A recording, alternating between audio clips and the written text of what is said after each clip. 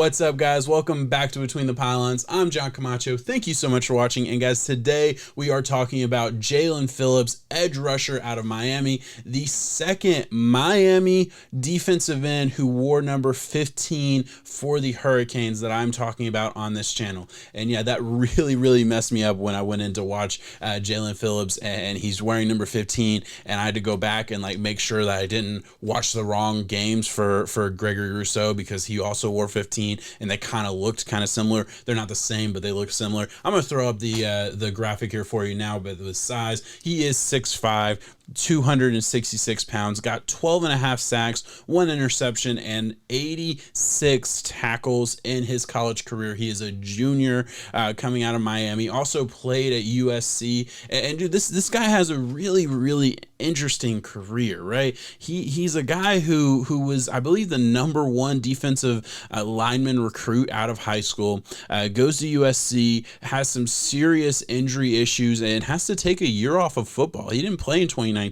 Ends up going to Miami for at college, actually college. He wasn't trying to play football, and then I guess gets healthy, decides he wants to give it another go, plays in this 2020 season, and I mean, he lit it up for Miami. I mean, this dude is something else. I mean, I don't understand why we're not getting more buzz about him. I get it. There's some injury issues that maybe they keep him out of the first round. For me, he has a first round grade. For me, he has a top 20 grade based on positional value. This is a dude. Let's get into it. Let's get to the skill chart so I can kind of explain why I love this player so much. First of all, we got to talk about the burst and first step. I mean, he is explosive every single play. He's just an athlete. His athleticism, his explosiveness, it's top notch. It's bordering on elite for me. And honestly, but have considered making it elite. Preparing for this video, putting together the graphics and everything, I have gone back and forth. Do I want to make it elite, or I'm going to keep it right under it? I don't know. I think a lot of people could say it is, and I'm going to stick with 6.8, right under elite for me, but really fucking good. He is an explosive guy off the line. Flexibility and bend, that is elite for me at a 7.1. 7 is my threshold for elite, right? That's kind of how I look at it. And 7.1 flexibility and bend. He turns the corner really well. He's just a fluid athlete, though. That's really what does it for me. He's a natural fluid athlete where wherever you ask him to go, he's gonna excel. I have no questions. I mean, I know he can turn the corner. I believe in his athleticism. Let's just move right along to athleticism at 7.7. That's an elite grade as well. He is a physical freak of an athlete. I mean, he has all the things I want from a top edge rusher in the NFL. He has it. He checks those boxes for me. Play strength at a 5.9, a little bit lower than the other grades that we're talking about, but that's still a positive grade for me. There's nothing in that gives me any pause or concern. I have no issue with it. He plays strong for sure. Not a defensive tackle strong, but I mean, obviously still plays very strong for an edge rusher. He can set the edge, things like that. I have no issue with that. Hand usage, he's far more technically refined than I would have thought had I known the story ahead of time, right? And I know that sounds weird. I didn't know his story until going back and researching it for this video. But watching just the film, I would have thought he was a seasoned vet. He has amazing power from his hands and just from his upper body.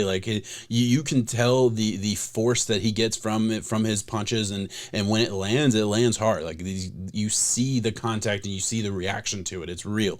He has good counters. He has good pass rushing moves that have to do with swim and everything like that. It's good. It's great. It's bordering on elite. It's very good. Leverage at a 4.9. He can get pushed around a little bit at times when in the run game a little bit.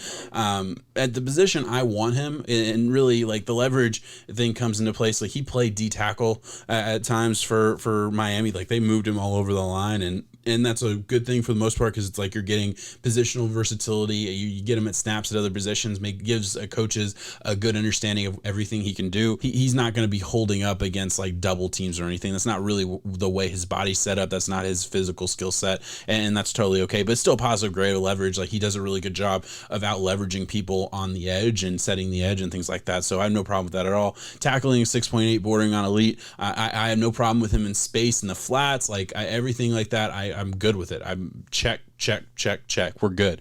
Read and react. He does a really good job of like suffocating the run on option plays. He does a really good job of forcing the play to his side. He always understands where the ball is. He has very, very high football IQ in general.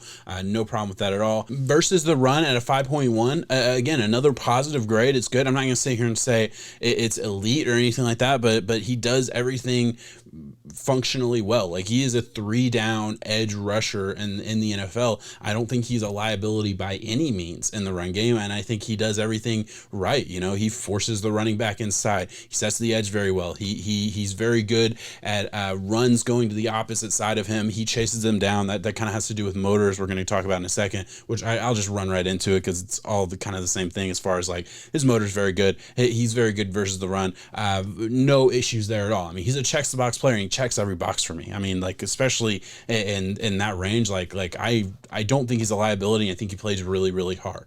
You could tell, especially this year, like knowing his story and thinking back on some of the plays or some of the games that I watched, you can tell like he's playing with a little bit of a chip on his shoulder. He's playing with passion. He plays hard. He runs hard. Everything he does has intent behind it. I love it. Technique at a 7.4. I mentioned this a little bit with hand usage. He feels like a seasoned vet.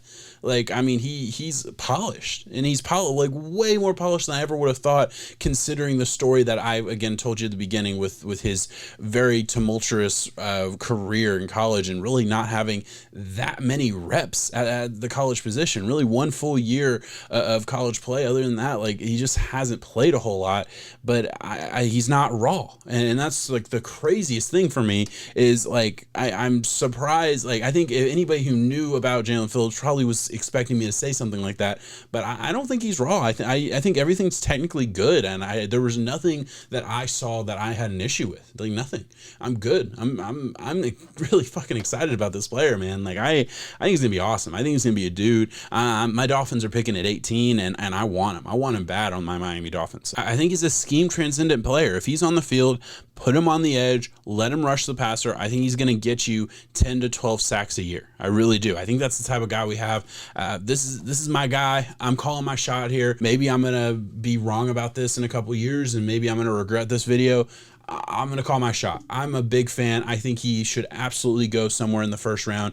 Injuries are going to be an issue, and I think that's the only reason he's not getting as much buzz as he should. But all right, guys, that is all I have on Jaelan Phillips. Please let me know in the comments what you think. Why am I so totally wrong? Why should I not love this guy as much as I do? Why am I right? Why am I the smartest guy in the world? Let me know in the comments what you think. Please like this video if you enjoyed the content. Subscribe if you would enjoy more. Thank you so much for watching. Peace.